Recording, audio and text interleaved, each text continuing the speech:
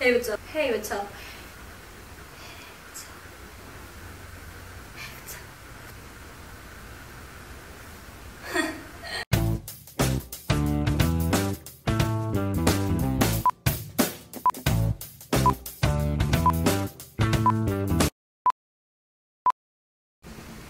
Hey, what's up, guys?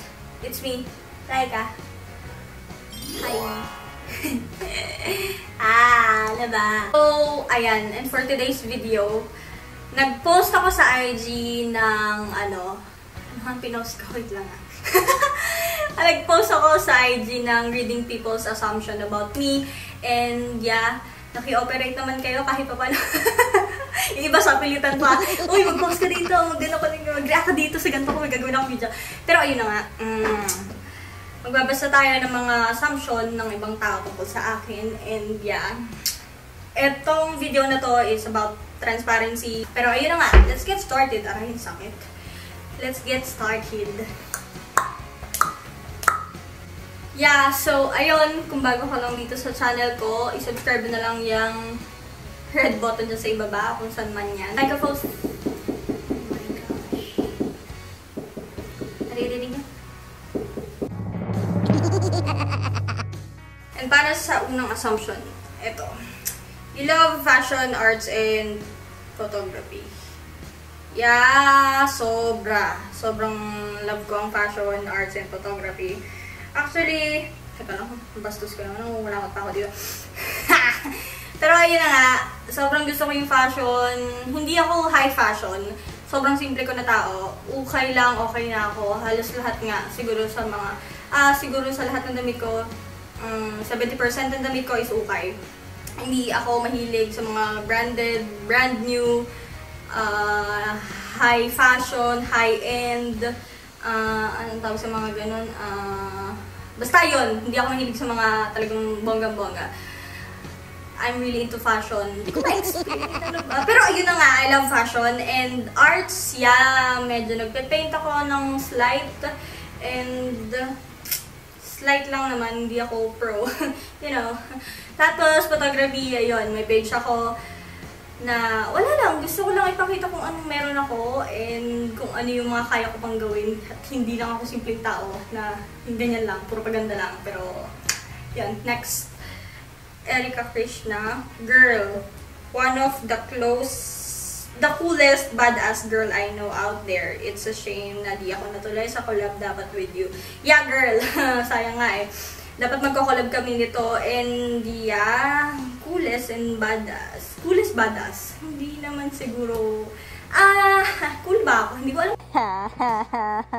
Thank you. Cool ako. Pero yun na nga, badass. Mukha akong badass, pero hindi. Mabait ako. Pero hindi niya naman sinabing badass ako. Yeah, next. Ano ba? Wait lang. Jacob. Fashionist. Yeah, kakasabi ko lang. Fashionista ang ate mo, girl. Next. An anime character brought to life. Loko talaga ito si Bren. Hoy, Bren, kung nanonood ka. Hindi, okay. Pag nakakita mo talaga ako, hindi ko alam, naglalakad na anime? Hindi naman siguro. Hindi ako hilig sa anime, pero Android 18. Mukha akong Android. Pero basta hindi, paano ba explain to? Explain? Paano ba explain? Hindi ako pangkaraniwan pag nakita niyo ako sa personal dahil siguro kung ano yung nakikita niyo sa Facebook, ayun talaga ako. Ganon? Hindi ko alam. Basta yun naman. Next! Cool kid. By the way, I love your style. Thank you. And cool kid. Cool kid. Cool kid. Cool kid ba ako? Paano mo masasabi? Paano ba madedefine yung cool? Maginaw. Ano ba yan? Maginaw. Cool. Siguro, nasa level ng sapat lang ako. Kung ano ako. Hindi ko alam kung cool na yun, pero bahala na. Kakaloka. Weird. Weird? Yeah. Weird. Yeah. Weird ako na tao dahil kung ano yung gusto ko, ginagawa ko talaga. And hindi ako sabay sa alam mo yun, mainstream. May sarili akong gusto sa mga bagay-bagay. And ayoko ng mga nalilibel sa mainstream na yun. And that's it. Next. malakas ang dating ni Madam. Yeah, well, thank you so much. Hindi pa niya naman ako nakikita sa personal, pero madami nagsasabi sa akin na malakas na daw ang dating ng ate mo, girl. Nang arrive ng ate mo, girl. Pero, by the way, thank you so much. Next, tayo. Vampire Rate Heza. Hello, akala ko po talaga Thai model kayo at tropa nyo sila Liga D. By the way, guys, si Liga D ay isa sa mga idol kong model na taga Thailand. Yeah, Thailand. So, isa siya sa mga idol ko na model sa Thailand. And yeah, alam ko may grupo sila na parang production na magkakasama sila. Basta yun, basta. Favorite ko yan si Liga D. And next tayo. Sinulo ng utot gamit ng kamay, sabay inamoy or pinaamoy sa katabi. Okay. Sinalo ng utot. Yes. Hindi ko alam. Gawain ko. Bata pa lang ako, nagagano na ako. Yung parang sasaluhin mo yung utot. Kala mo mahahawakan mo talaga yung mahahawakan mo talaga yung yung hangin. Tapos ipapauwi sa katabi kong gano'n. Tapos may naamoy naman sila. Pero next. Mahilig manood ng porn. Oh my gosh. Shane, ikaw ang naglagay nito. Sabi ko yung maganda. Yung, alam mo naman. Yung so, ayun. Nawala yung clip ko dun sa nanonood ka ba ng porn. Oh my gosh. Siya yung wholesome naman sana. Pero ayun nga. Nag-edit ako din, napansin ko na wala nga yung clip ko. So, ayun. Nanonood ba tayo ng porn? Yes, siguro dahil sa curiosity nung bata pa ako. And dahil na din sa mga group chat natin, guys, na pinapasa nyo sa akin. Natin. Aminado ko na nanonood tayo. Siguro, lahat naman siguro nanonood or nakanood na nun. And yeah, that's it. Nanonood tayo nun nang hindi sinasadya. And that's it. Tumayo pa ako para dito sa video na to. Sige na. Ito, itong optimistclothing.com, nag-send lang sila ng heart, hindi ko alam. Pero, heart din. And yan, ito si Misa. Tatlo yung sinandyang assumption dito. Sabi ng isa kong ka-work, rebellious. Rebellious. Hindi ako rebellious.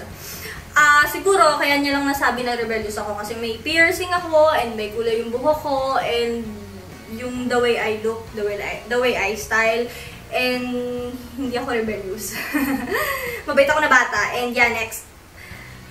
And yeah, itong kay Misa, ito yung pangalawa na sinabi ni Misa. Sabi ng isa kong ka-work, hipster daw. Which is, yes, pero may sarili akong style. Hindi ako sabay sa trend. As I said nung earlier, na hindi ako sabay sa trend. May sarili akong style, paulit-ulit. Tapos, ayun. And next tayo, si Misa naman daw. Artsy. Yeah, super artsy. Kung kailangan kong gawing rainbow yung buhay ko, okay. Fucked up.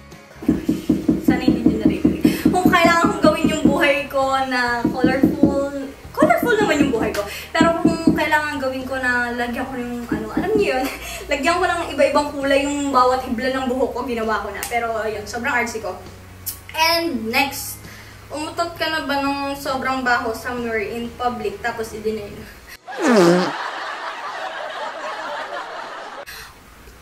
Kaloka yung mga sinasend nyo, ha?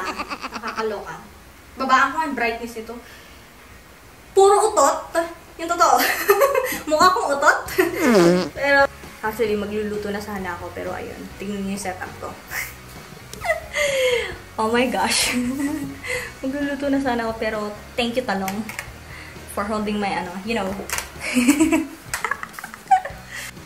Hey, what's up, guys? So, ayun. Ang galing ko. Nakat yung video. Nakurap pala. Nakurap yung video dahil sobrang haba ng mga pinagsasabi ko. And ayun, uulitin ko. So ayun na nga, tutuloy na. So ayan, story time tayo. Hindi ko na papahabain kasi baka makurap na naman, nakakainis pakurap. Pero ayun nga, mutot ako sa public. Yes, example na lang. Nung isang araw, mutot ako sa elevator mismo. And then, pagbaba ng ground, may nakasalubong ako na paakyat. Gagamitin niya elevator and then PCO kuya dun sa next na gumamit ng elevator. So syempre, nakulog yung utot doon and hindi ko naman sinasadya. I'm so sorry, kuya. Pero kasama ko naman si Arvin noon that time. Kaya siguro hindi naman ako pagbibintangan kasi syempre babae tayo, di ba girl? Hindi naman siguro pagbibintangan yung mga babae. So ayun, next. Mabait, ma-arty, hardworking. Haha, leche ka banding na as, pa-shoutout naman. Hey girl, VA. Yes, mabait ako. Sa mabait sa akin. Actually, hindi naman sa mabait sa akin. Hindi naman sa mabait lang sa akin. Actually, mabait talaga ako kahit kanino. Basta, mahirap kasi pag sinabi mong mabait eh. Basta, you know what I mean?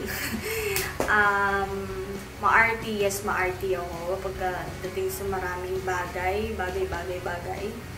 And hardworking. Yes, super hardworking ako. Especially pag may nagsabi sa akin na, uy, may racket dito, may racket ganyan, punta ka dito, kasi ganyan. Go talaga ako. As in, hardworking ako.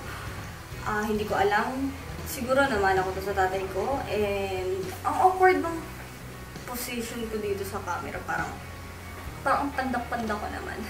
Pero ayun nga, hardworking ako, sobra. And yeah, VA, pumunta ka lang dito sa bahay. Free ka dito sa bahay. And punta ka lang dito.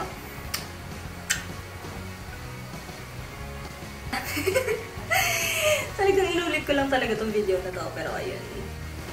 Eto, masungit ka ba tao na high school student ka?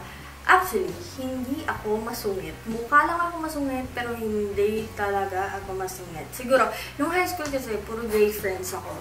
Marami. So, mga friends ko is gay talaga. Siguro, kaya niya nasasabing masungit ako. Kaya mo nasasabing masungit ako. Kasi, sobrang loud ng mga friends ko dati. And, syempre, nandun ako sa pack na yun. Kaya, tingin mo siguro sa akin, nang marami sa akin is masungit ako. Which is, nope. No, girl. Sobrang bait ko. Sobrang approachable ko. Gets mo na? Okay, next. Kala ko dati suplada. Loka-loka pala. Si baby nagsabi nito. And yeah, mukha talaga akong suplada. Ayun nga, sinabi ko naman, mukha daw ako masungit. Pero yun nga, mukha talaga akong suplada. Especially, pag, alam niyo yun, yung parang sobrang, yan, seryoso lang ng mukha ko. Pero, tignan nyo, anong masasay nyo doon sa mukha ko, diba? Sobrang taray, mukhang suplada. Ganun yung first impression sa akin. Pero, no. Pag nakilala niya ako, sobrang luka-luka ko. And, many more. And, yeah, that's it for this video. Tatapusin ko na kasi, nakurap. Bye-bye! I hope you guys like this video. Please give it a thumbs up and also share this video. And subscribe na rin yung channel ko. And yeah, see you soon. Nagsayaw. See you soon on my next vlog. Bye-bye!